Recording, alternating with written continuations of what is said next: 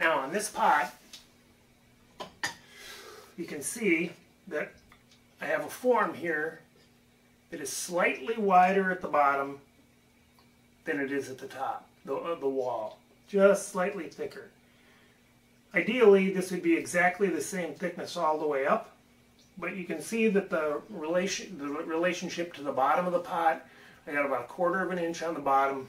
I got about 1/4 to 3/8 inch on my walls.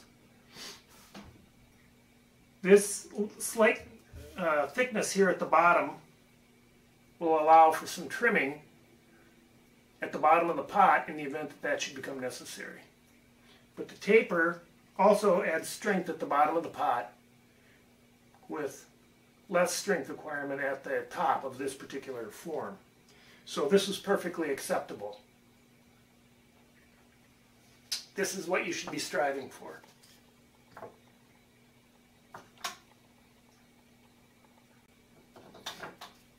Okay, now we're going to make a second pot. This one I'm going to emphasize that when I'm still making a cylinder, but when I make my cylinder, my pot is going to be wider at the bottom and narrower as I go up, narrower at the top. We do this when we're throwing tall cylinders. It will aid us because the natural tendency when you're throwing on the wheel is for the rim of your pot to expand because it's going around and the centrifugal force is causing it to kind of expand out. It's an aid if we throw a cone until we get the pot to a point where we want to expand it. Rather than letting the clay just wildly expand on its own, we want to throw a cone, and then when we're ready, we expand that form.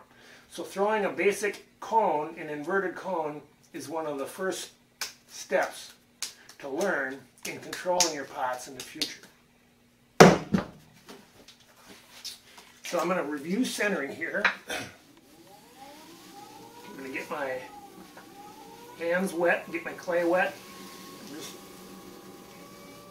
going to raise this up into a cone, push it back down.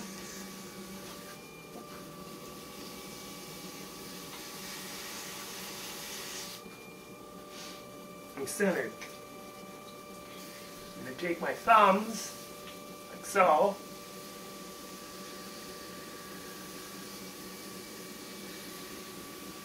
and open.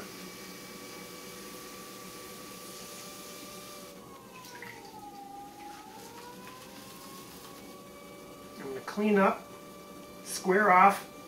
I'll use my finger here to push to square off the wall with the bottom of the pot. Clean out any mud that's left over or hanging around inside the pot.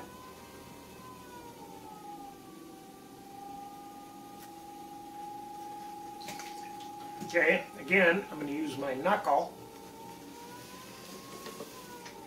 and I'm going to push in.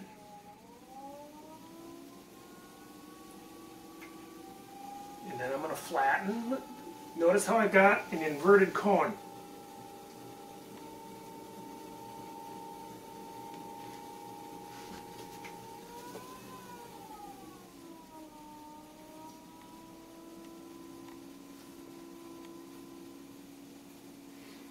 Now I'm fattening up my rim. I don't want my rim to get too thin because depending on what I'm going to do, if I'm going to expand this form, I'm going to need a lot of clay up here. So it's important to think about that.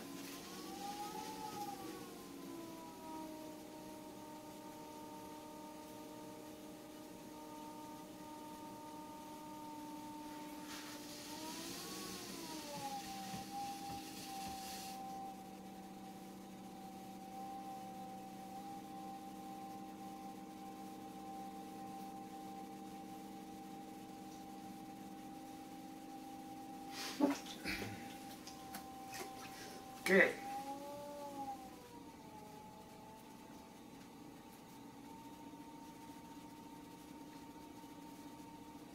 I'm just slightly pushing down to fatten up my rim.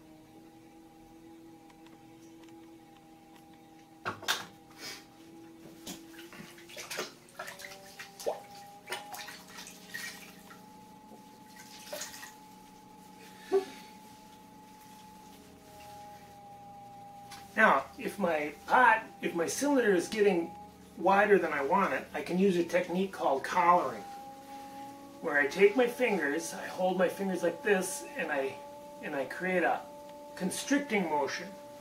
Make sure you get them wet, and you just kind of constrict and slide up at the same time. And now you can see that I'm able to maintain that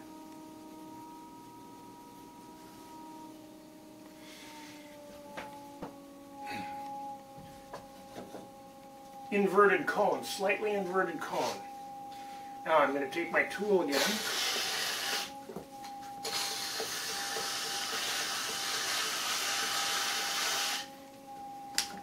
And clean up some unneeded clay.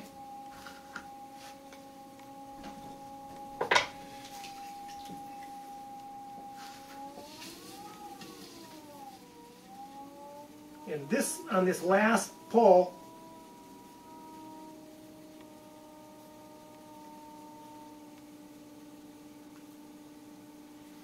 I'll straighten this form out to where I want it, and take my tool here,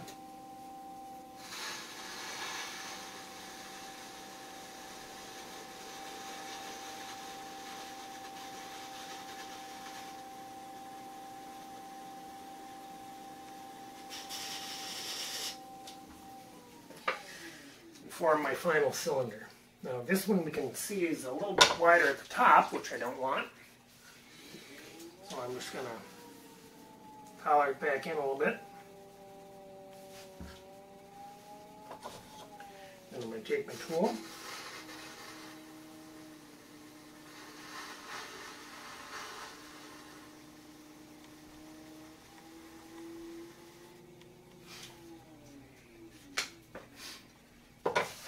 And there we go. Now I've got my sponge tool here. This is a little taller pot, so I'm going to go on the inside, clean out the mud.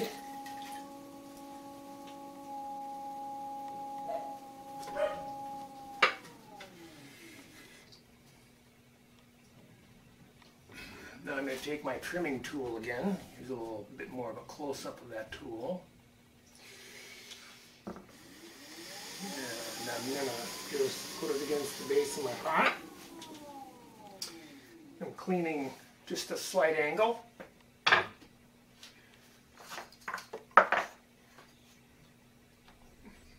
I'm going to take my wire.